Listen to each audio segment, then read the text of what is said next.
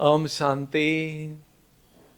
प्यारे भाइयों और बहनों, आज का टॉपिक है ज्ञान मुरली सुनते समय डबल कमाई करने के 3 सुंदर, सरल और सही तरीके। कहते हैं मुरली है मस्तानी,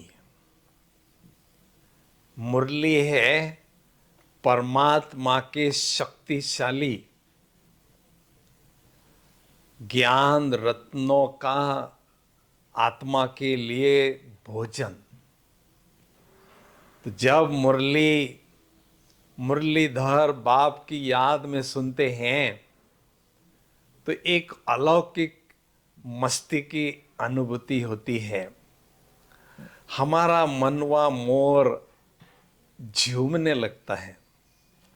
इसका गायन भी है कि जब कृष्ण के मुरली की तान गोप गोपियाँ सुनती थी, वो सुध बुध खो जाती थी और अनोखी रास रचाती थी। तो ये मुरलीधर बाप की याद में सुनने की कला हमारे पास होना बहुत जरूरी है। इससे हमें डबल कमाई होती है। पहली कमाई, मुरलीधर बाप की याद में मुरली सुनने से हमारी बुद्धि रूपी झोली ज्ञान रत्नों से भरपूर हो जाती है, माला माल हम हो जाते हैं। और दूसरी कमाई है मुरलीधर परमात्मा की याद में रहने से हर एक सेकंड में अनेक पद्मों की कमाई हमारी जबरदस्त होती रहती है। ऐसी डबल कमाई हमारी होती है। इसलिए मुरलीधर की याद में मुरली सुनने के 3 तरीके मैं आपके साथ शेयर करने जा रहा हूँ, जिसका मैंने भी मधुबन में बहुत अच्छी तरह से अभ्यास किया है और अभ्यास कर रहा हूँ। पहला सुंदर तरीका, मुरली परम धाम में निराकारी दुनिया में सुनना। बाबा निराकार है, उनको मुरली सुनाने के लिए मुख नहीं है, और हम भी आत्मा निराकार है, हमें भी मुरली सुनने के लिए कान नहीं है। तो हमें क्या करना है? ज्ञान सूर्य बाप को बुद्धि रूपी नेत्र से देखना है और ज्ञान सागर बाप से ज्ञान की लहरें आत्मा के तरफ प्रवाहित हो रही है। उस लहरों में आत्मा लहरा रही है और छत्र के समान एक एक ज्ञान रतन हम ग्रहण कर रहे हैं और मुरलीधर की याद में भी मुरली सुनने का आनंद ले रहे हैं।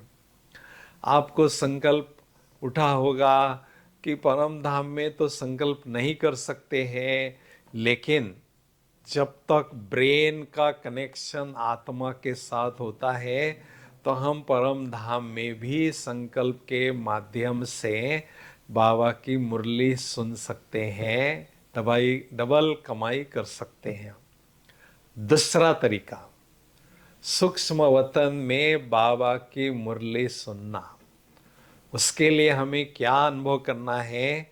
अभी अभी निराकार परमात्मा जो हमारे परम शिक्षक है, वो परम धाम से सूक्ष्म वतन में ब्रह्मा बाबा के फरिश्ता स्वरूप में प्रवेश हो चुके हैं, और मैं भी आत्मा साकार रूप दुनिया से सूक्ष्म वतन में जाकर अपने फरिश्ता स्वरूप में प्रवेश करके टीचर के सामने स्टूडेंट बनकर बैठा हूँ।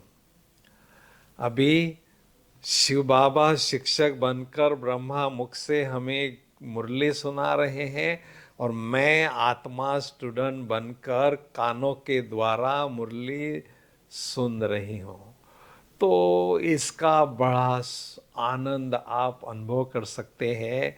तो मुरली भी सुन रहे हैं और मुरलीधर बाप की याद भी हमारे मन में सदा रहती है। बहुत इसमें आनंद आता है। अगर मान लीजिए ये भी तरीका आपको कठिन लगता है, कोई बात नहीं, आप अपने क्लासरूम में आइए हैं। तो दीदी के हाथ में जो मुरली है वो कहाँ से आई है? वो मधुबन से आई है, क्योंकि गायन है मधुबन में बाजे मुरली। मधुबन में मुरलीधर बाप ने श्री कृष्ण की आत्मा के द्वारा अर्थात ब्रह्मा बाबा के मुख के द्वारा मुरली सुनाई। तो दीदी मुरली सुना रही है, दीदी के पीछे बहुत सुंदर ब्रह्मा बाबा का भी फोटो लगा है और उसके ऊपर शिव बाबा का बहुत सुंदर कैस्केट लगा है। तो अभी हमें क्या अनुभव करना है?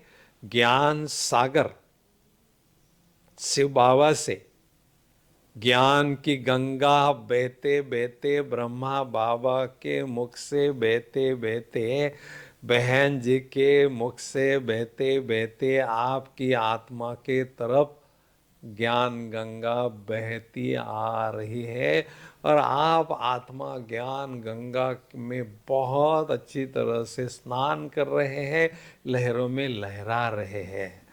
तो मुरली भी सुन रहे हैं और ज्ञान गंगा कहाँ से बह रही है? ज्ञान सागर शिव बाप से बहती आ रही है। तो उनकी भी याद हमें रहती है।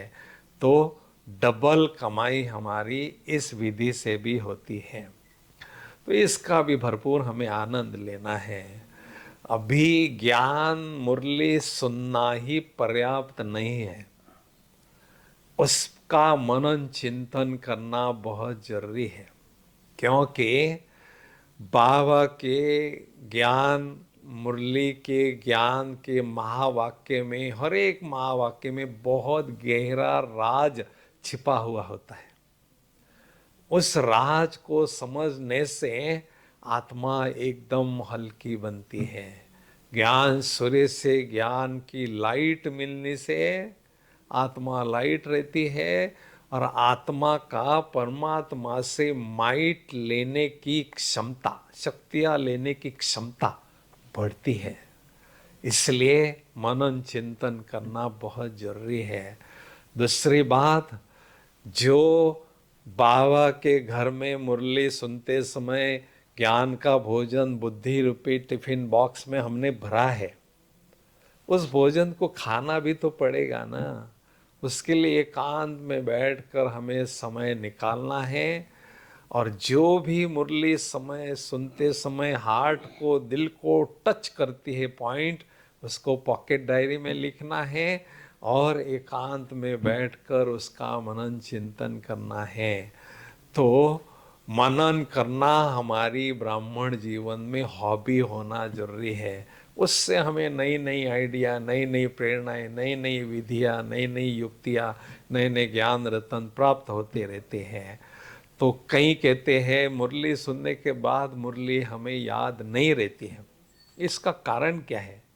पहला कारण है मुरली, मुरलीधर बाप की याद में हम नहीं सुनते हैं। दूसरा कारण है मुरली पर मनन चिंतन नहीं करते हैं। तो अगर हम बाबा के घर में आकर मुरली सुनते हैं तो ये डबल कमाई हम करते हैं और साकार रूप में हमारे क्लास रूप के रजिस्टर में भी हमारी प्रेजेंट मार्क लगती है और क्लास में आने से बाबा के रजिस्टर में भी हमारी प्रेजेंट मार्क लगती है।